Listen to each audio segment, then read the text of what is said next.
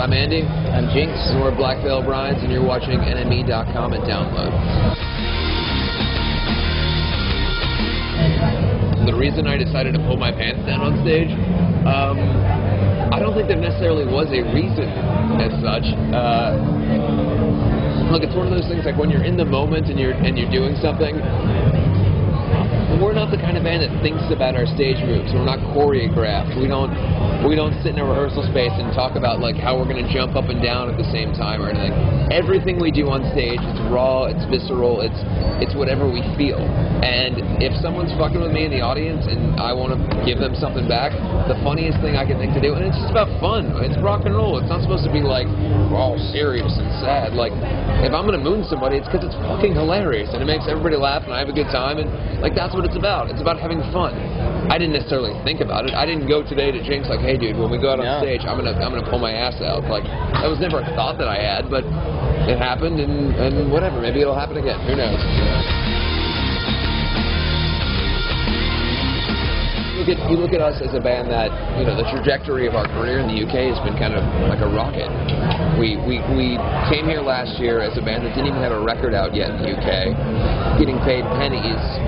Only because of Andy Copping and Download and their support of us did we even get on the festival.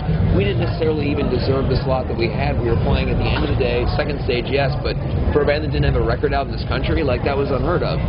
We drew a big crowd, we did well, and because of Andy Copping, because of, you know, countless other sources of people that are really behind us in this country, Black Veil Brides in the UK became something really real. About 3 songs tracked right now. We've got until the end of August. That's our deadline that we've set for ourselves.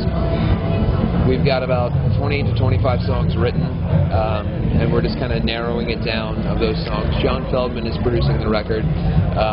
It's great. It's going to be a bit more of a punk rock record than anything we've ever done before. It's more in tune with the things that really influenced us in the early days. Think of it as like Social Distortion meets Metallica, that kind of thing.